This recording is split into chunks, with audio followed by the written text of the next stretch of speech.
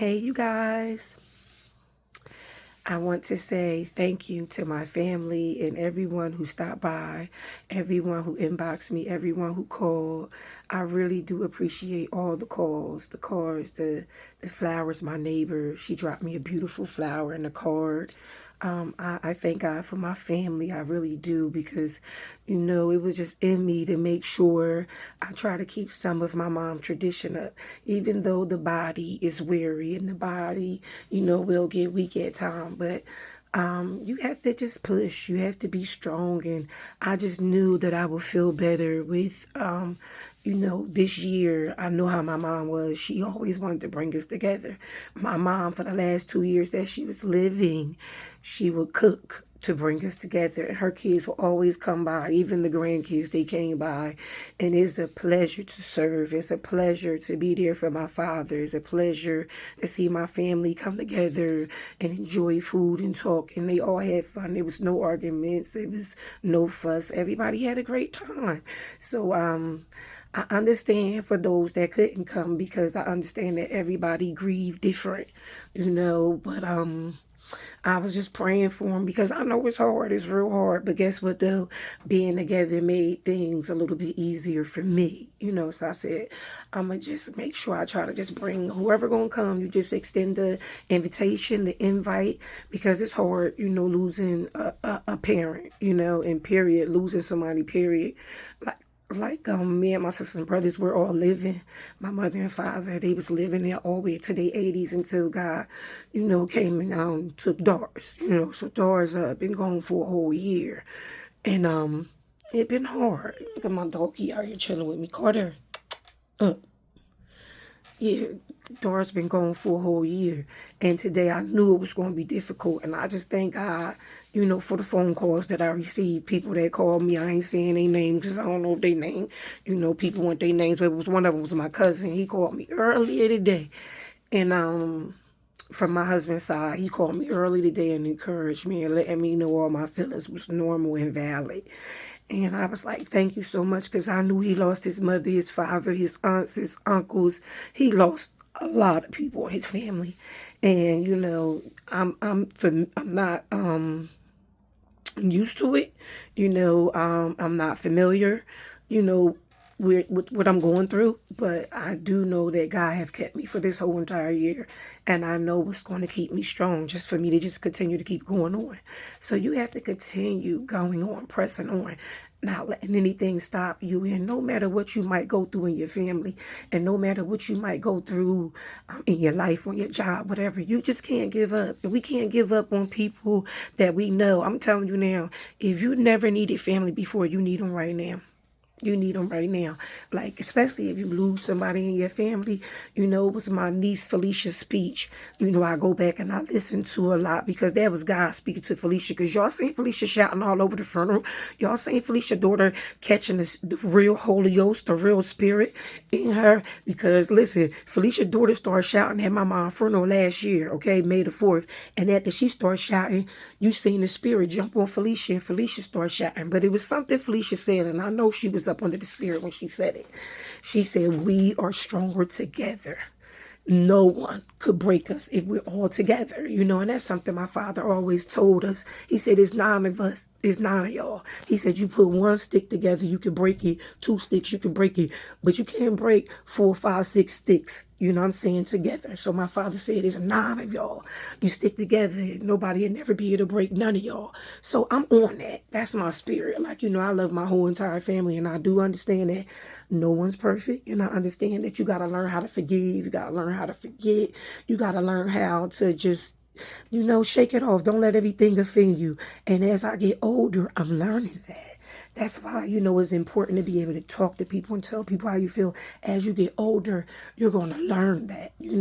And one thing about me, I'm going to tell you, I don't care about how men feel about me. I care about how God feel about me. And if I'm wrong, I know how to apologize to God.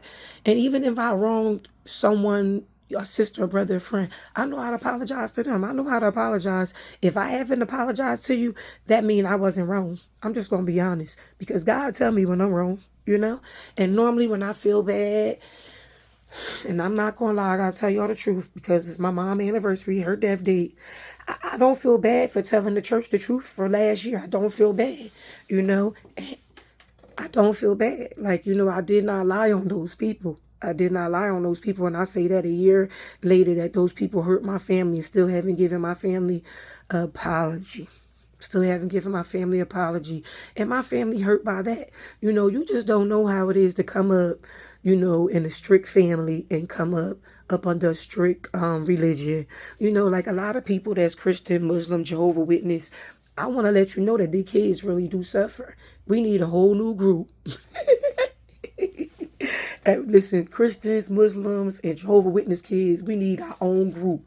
Don't try to separate and get a different group. We need our own group. We need to come together to get our own group for real. Because coming up in those strict doctrines, it was different. It was different. But you know what? I could say, and I could truly say that I wasn't abused. I don't think I was abused. I think kids, if you do wrong and you want your trying to raise 9 kids, you better whoop somebody's ass because these kids will run over you. My grandkids over here running over me. You sit there, diapers and all these different people coming by, and then you can't even touch these kids. These kids over here touching us. I'm going to pay somebody else to beat them up. Okay, I ain't going to get them. Let me go. I'm going to pay somebody else to knock you out. Keep talking, chump. But yeah, so, it's just important, like I said, we got to find our laughter. We got to find our joy, and I find that in my grandkids, my grandsons. They was on their best behavior today, and they was very helpful today and yesterday. And both my daughters came over, and my granddaughter came over, and I just enjoyed myself. My brothers came over. My brother Dennis, he always being odd. I cook dinner, he gonna bring hoagies.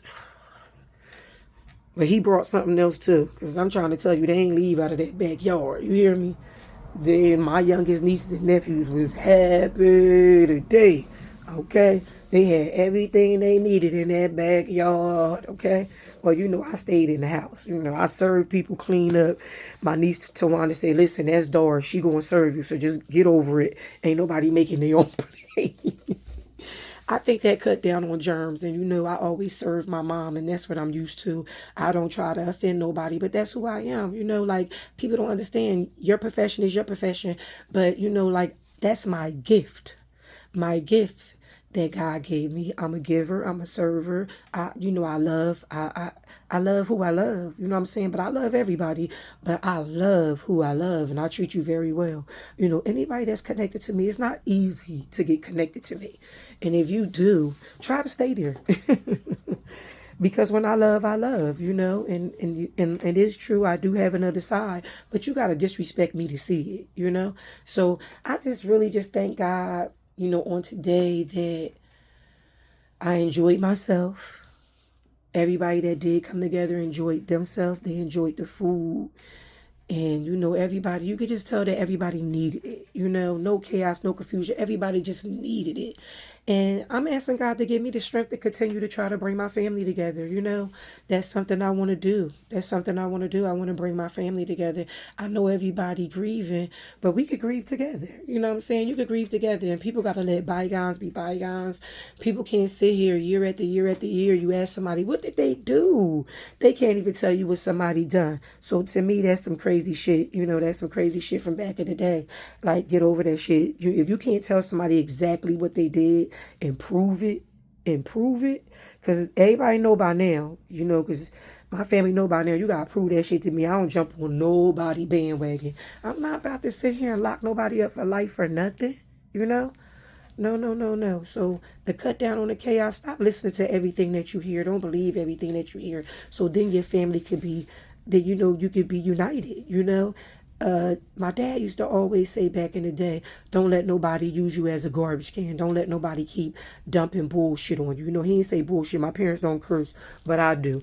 Okay? And since Doris been gone, I've been cursing even more. My brother Greg told me that today. He said, you're going to need to work on that for next year. And I told him, I'm grieving. Let me go ahead and grieve and be who I'm going to be and let out. Just 1 second. So, excuse me, you guys. So, just let the things out that's inside of me. Let it out. That's how you grieve. Nobody can't tell you how to grieve. I was grieving, cursing everybody the hell out. And I'm going to tell you again this year, everybody deserve that shit. Them people disrespecting my mom. And I'm standing on that shit. I'm going to tell you one thing about me. Don't disrespect me. Because I'm good to people. So you disrespect me.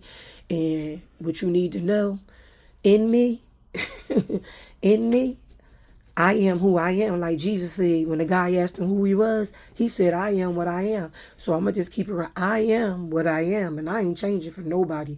I know that I'm a good person. I don't try to hurt nobody, but I am who I am. So we want to stand on that with friends, family, ourselves, co-workers, everybody. Just, basically just be yourself in love and treat yourself good and treat people good, because I'm telling you, you really do reap what you sow, and karma do, basically come right back around in a 360-degree circle. It's coming back around. So whatever you plant, you want to get something back good. So, if you want your karma to be good, you better try to be a better person. Try to be a better person. And that's for everyone. That ain't only my family. I'm speaking to everyone. You really want to try your best to be a better person.